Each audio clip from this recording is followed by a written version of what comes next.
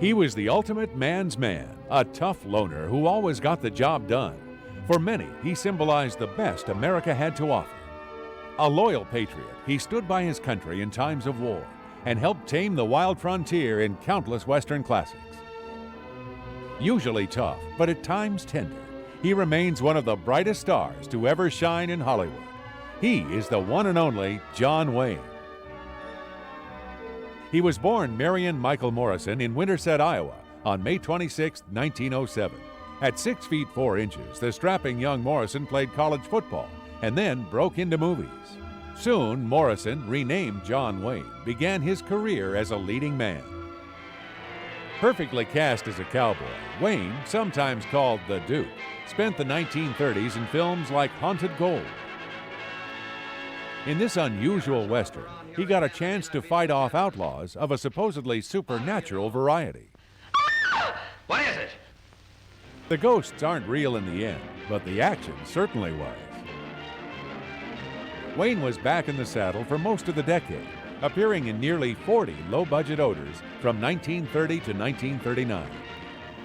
Randy Rides Alone was released in 1934. With an unusually chilling opening sequence, the film was a cut above the usual horse opera.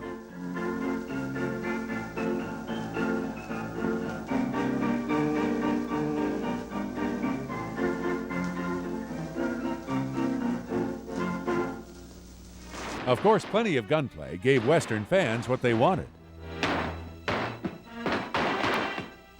Another 1934 film, Riders of Destiny, tried casting Wayne as a hero to rival Gene Autry. Tonight you'll be drinking your drinks with the dead. Portraying singing Sandy Saunders, it was Wayne's first and last appearance as a crooning leading man. Gee, that was beautiful. Won't you sing the chorus again? That was mighty fine, son.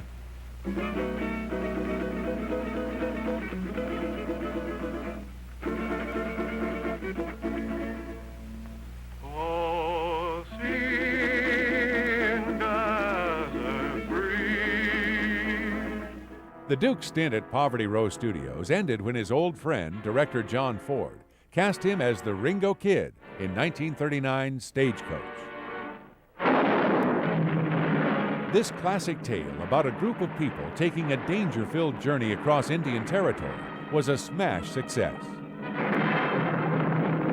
The film made a star out of Wayne, and he was done with low-budget westerns for good. Seven Sinners paired the new star with sultry Marlene Dietrich. Wayne was a Navy man in the South Seas who finds himself mixed up with a glamorous cabaret singer. Good night. Not yet. Oh, I must. Because at this time of the night, I have no sin. No sense this time of night. Movie fans loved the Wayne-Dietrich combination, so they were quickly reteamed for two more exciting films. In Pittsburgh, Wayne and Randolph Scott were coal miners who both fall in love with Dietrich. I'm your kind of guy, see? And you're my kind of gal. We were cut from the same chunk. Yeah. From dirt and smoke. Maybe that's what you want. I've got other plans. The rivalry turns the best friends into enemies, with one lovely lady caught in the middle. The spoilers put the trio together again, this time in a turn-of-the-century setting. Instead of coal, it was gold these miners were after. With an amazing final fight scene, the film knocked audiences for a loop.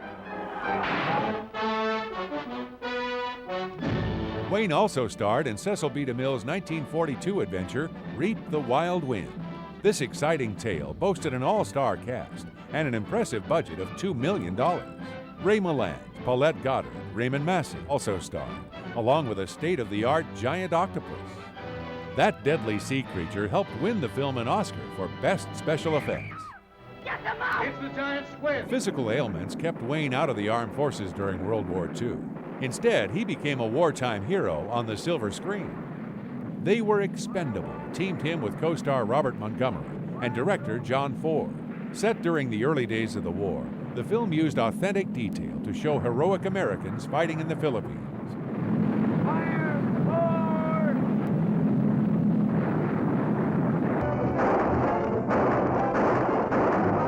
In 1947, the Duke was back in the saddle for the romantic change of pace, Angel and the Bad Man.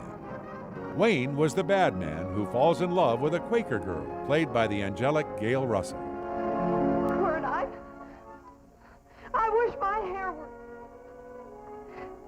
Hers was like corn silk, you say. She helps change his violent ways, but some old enemies still come gunning for him.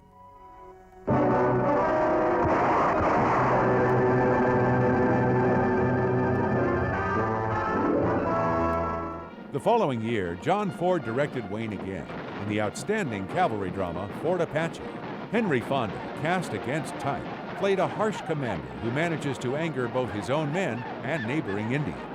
Colonel, if you send out the regiment, Cochise will think I've tricked him. Exactly.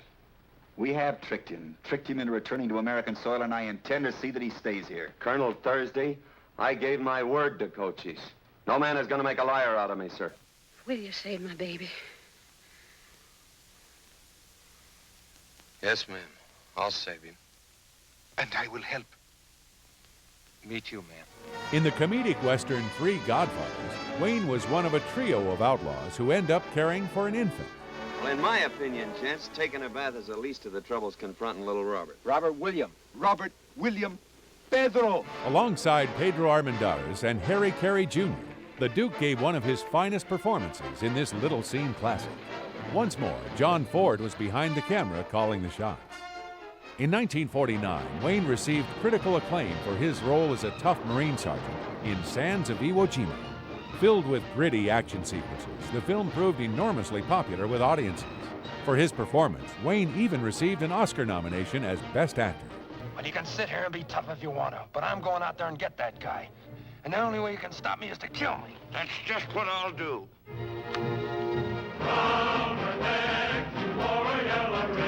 She Wore a Yellow Ribbon was the second part of what would be John Ford's cavalry trilogy. Wayne starred again, and this time he was a captain, struggling with the fact that his time as a leader is passing. The film featured Oscar-winning color cinematography. The final chapter of the trilogy was told in 1950's Rio Grande. This time, Wayne reprised his character from She Wore a Yellow Ribbon.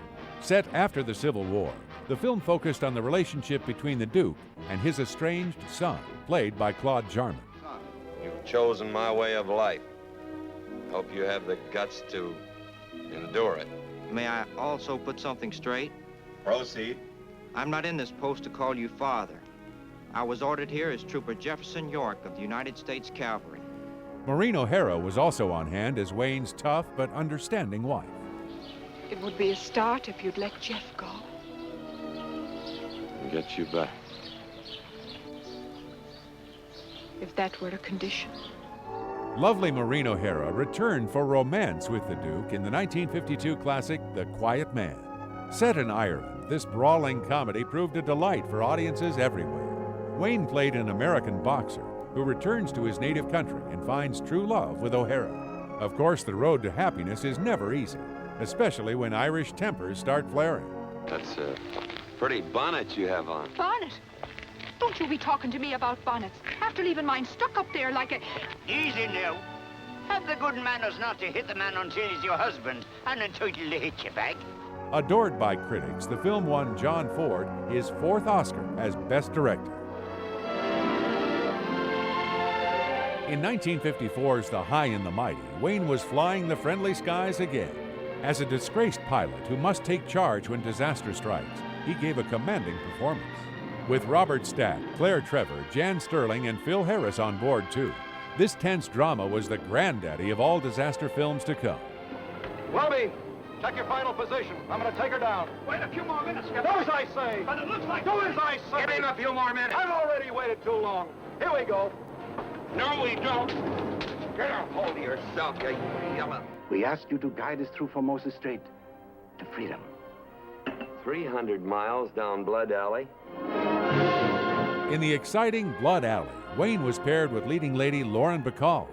The Duke portrayed a ship captain helping Chinese refugees escape the communists. Captain, look.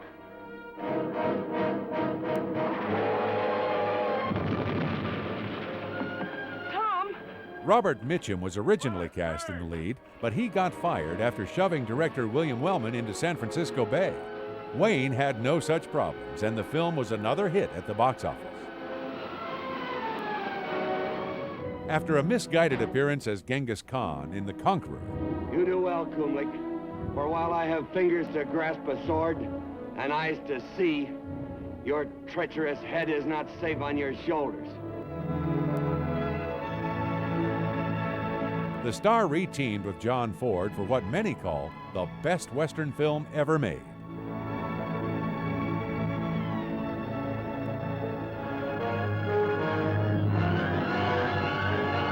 The Searchers follows Ethan Edwards, a man relentlessly looking for his niece who was kidnapped by Indians. The journey spans many years, and Ethan becomes increasingly obsessed with the hunt. So we'll find him in the end, I promise you. We'll find him.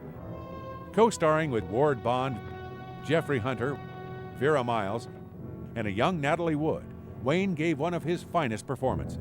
Go, Martin, please. Stand aside, Martin. Oh, you don't, Ethan. Ethan, no, you don't! Stand aside. He is not afraid to show an unlikable character, one whose own bigotry might lead him to kill the niece he has sought for so long. I found him.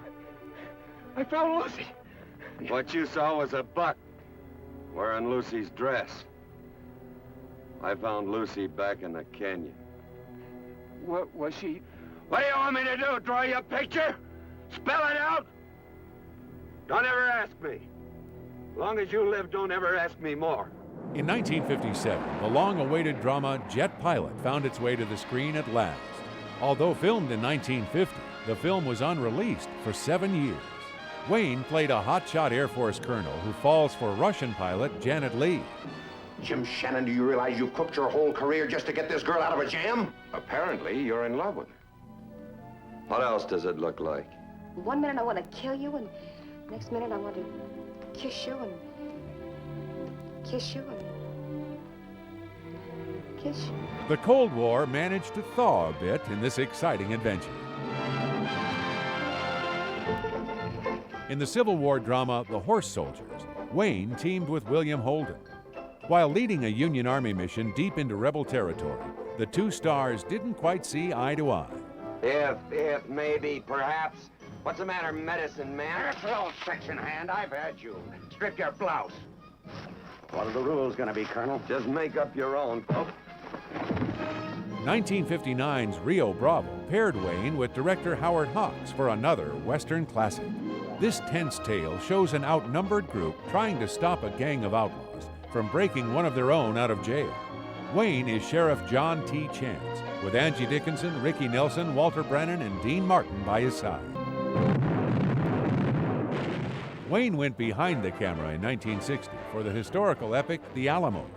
He also starred as Davy Crockett, along with Richard Widmark, Lawrence Harvey, Frankie Avalon, and a cast of thousands. The Alamo set alone took 2 years to construct. The film was not a big hit at the box office, but it did receive an Oscar nomination for Best Picture of the Year. In 1962, Wayne remained highly in demand.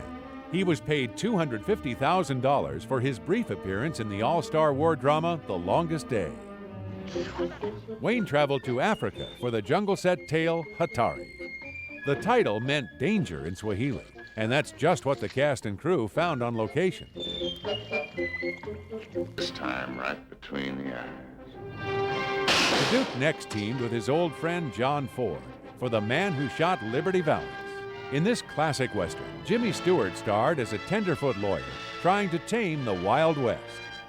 Wayne is his tough pal who helps with the job. That's my steak, Valance.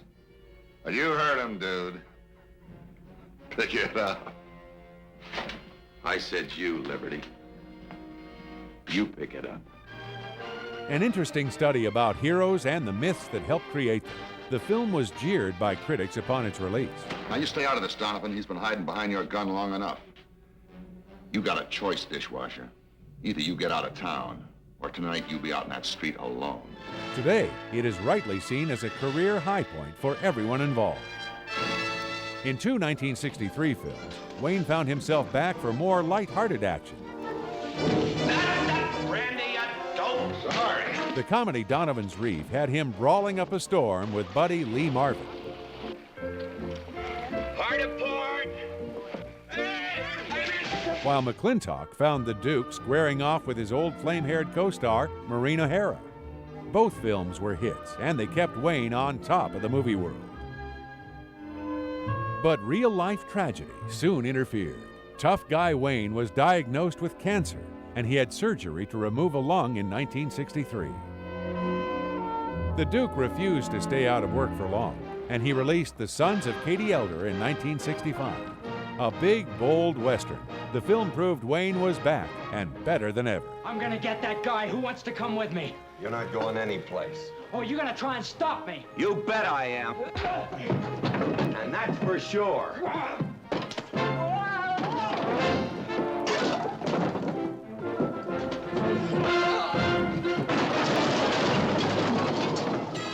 In 1967, Wayne re-teamed with Howard Hawks for El Dorado. A semi-remake of Rio Bravo, the Western cast Robert Mitchum in the Dean Martin role as a drunken sheriff who must clean up to fight the bad guys. What the hell are you doing here? I'm looking at a tin star with a drunk pinned on it. Fun and fast-moving, it also offered audiences an early glimpse of young James Caan. You're worth $12,000 to me. Dead. And 100,000 alive. Wayne and Kirk Douglas made an effective duo in 1967's The War Wagon. Now! Mine hit the ground first. Mine was taller. Look at those horses, what are they dragging? Heavily guarded.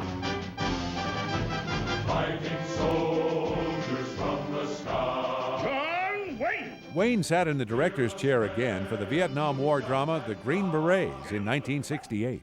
Essentially an update of the Duke's World War II movies, the earnest but outdated film did not fare well with audiences or critics. The star also had little luck with The Hellfighters that same year. Though filled with impressive action sequences, this story about the men who fight oil fires didn't burn up the box office. But in 1969, Wayne would be honored for one of his most memorable performances. I mean to kill you in 1 minute, Ned, or see you hanged in Fort Smith at Judge Parker's convenience. Which will it be? I call that bold talk for a one-eyed fat man. He received his second Oscar nomination for his role as ornery Marshal Rooster Cogburn in True Grit. No grit, Rooster Cogburn, not much. Co-starring singer Glenn Campbell and Kim Darby, this old-fashioned Western provided plenty of action. My God, she reminds me of me. And it gave the star a role that poked fun at his own image.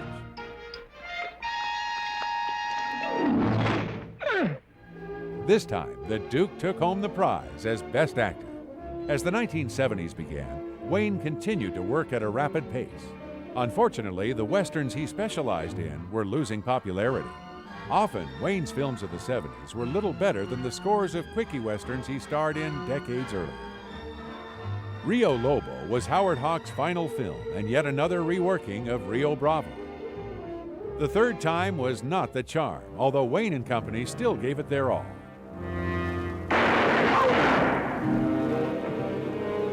Look out!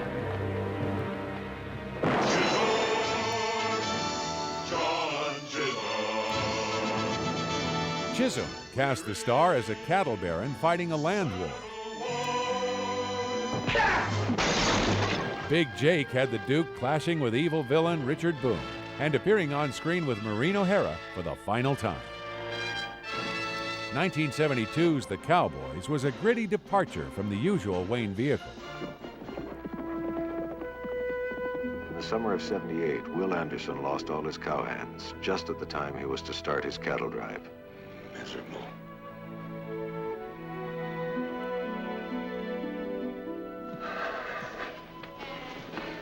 Did you ever think of hiring boys? What boys? School boys. Oh, sure, and women. How about my mama in Cedar City? She's only 92. Well, you ain't got a lot of choices. Who's first? I'll go first.